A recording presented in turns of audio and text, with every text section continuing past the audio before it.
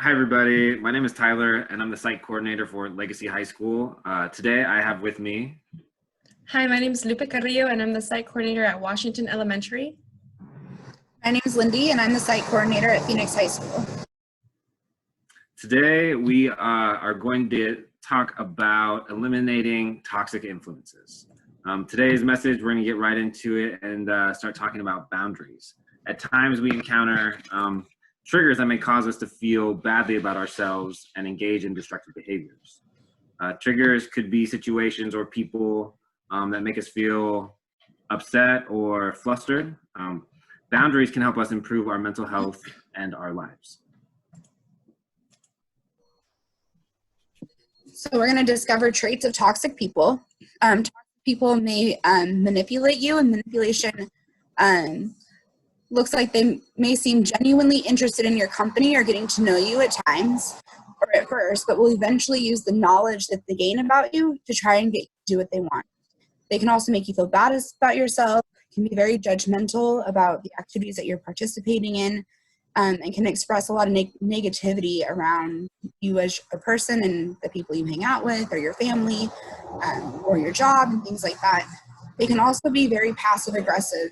And being a passive-aggressive is a way that people express their discontent with you and makes you feel like you're walking on eggshells around them all the time, or maybe you can spike up your anxiety when you're around them and make you feel really stressed. They can also be self-centered, have difficulty managing their anger, and can be very controlling about who you're hanging out with, where you're going, and what you're doing.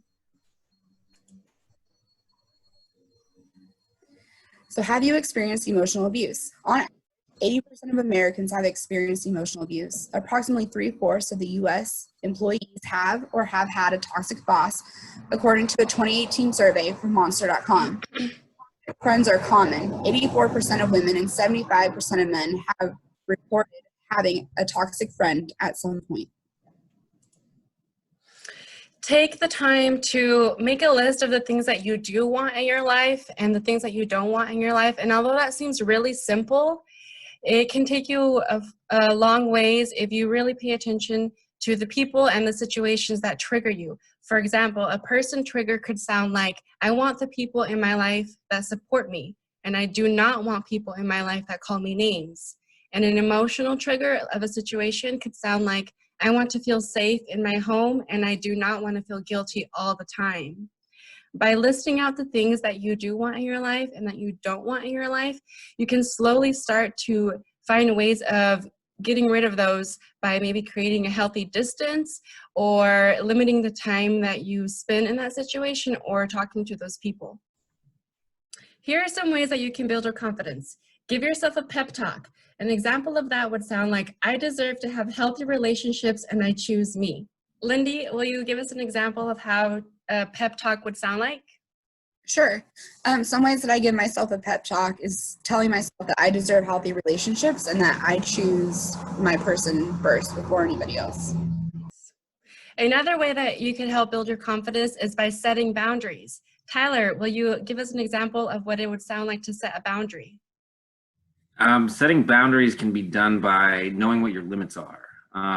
Tuning into your feelings, being direct if someone's going too far, making you feel uncomfortable. Maybe that's a point where you step back and realize like, hey, someone's crossing my boundaries.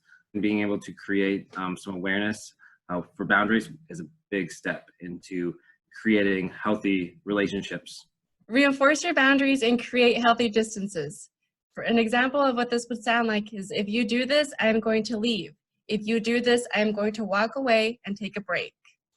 The resources that we have that we would like to share to you guys. The first one being the Mental Health America. This is where we got most of our material. PositivePsychology.com has some great resources that you guys can do at home. We got some of our worksheets that we're going to be having attached below. Communities and Schools, that is who is bringing you this great clip. If you guys are in need of immediate assistance, please call 911.